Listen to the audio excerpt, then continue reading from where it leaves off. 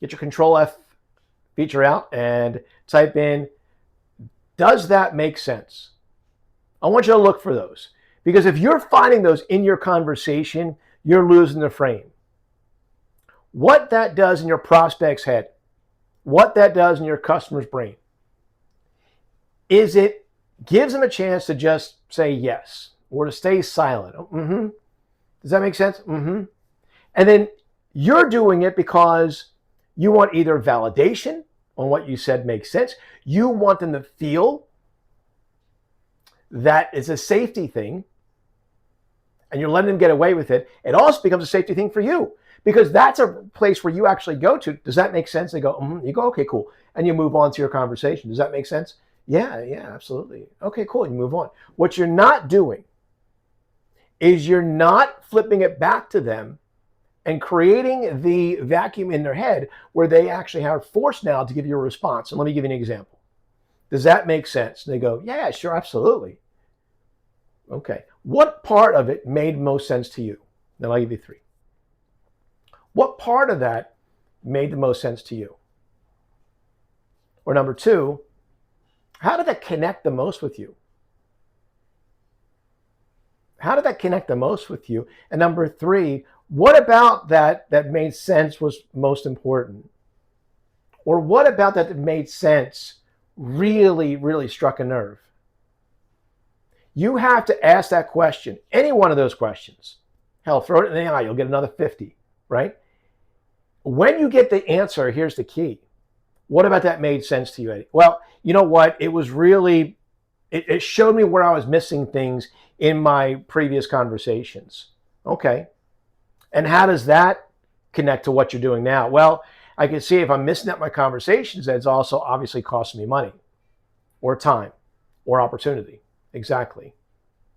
You can ask it again. Now, that's part of what we train as the 5 whys. We keep going deeper and deeper and deeper in our questions. Why? Because we get better connection with it. We get better rapport and we get better information. And that information is going to allow us to actually utilize that in the conversation along the conversation trail before we even get to the commitment phase. And in C3, it's connect, clarify, convert. Before we get there, we should eliminate most, if not all, objections. Now, I know you said that you're doing this with your wife, your husband. You said that they're not here, obviously, but they're a part of the decision. We talked about this earlier. How do you think that would make the most sense to them? How do you feel they would connect to it like you did? How do you feel that they would see the value in it like you do, like you said you did earlier? You notice the first question I asked was, how does that make the most sense to them?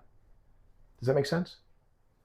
So you want to get to that point where you're not asking that phrase as often as you are, because it doesn't really do anything. If you're not going deeper into conversation, it's a wasted question. And every question, you should think of that as you go through your conversation. That's why your script is just an outline, because you are going to go off script more than you should. That's okay, because every prospect is different. Everything you're talking about means something different to the prospect than it does to the last one, but you only had that one script. That's why your script should be an outline of what you're looking for in information and why. How does it connect back to what you or your program does for them? Why would this program be the best opportunity for them? Why would working with you be the best opportunity for them? And this works in B2B or B2C. Why are they on this call in the first place? What are they really trying to get out of it? Because if they showed up on a booked call, that's a cry for help in some way, shape, or form. And you should treat it as such. That's why your close rate should be above 40%. The money you can always work out. Yeah, I know. There's always anomalies. Always something. But we've all had those deals and we all had those opportunities where we really work with them to find that money. So I don't want to go off on that tangent about finding the money. It's because that's another whole other video. But in this case, look for those 4 words in your conversations. Does that make sense? You need to stop using those immediately. Because if you don't, you'll never know why it made sense or didn't make sense to them, because you never really got an answer behind and oh yeah.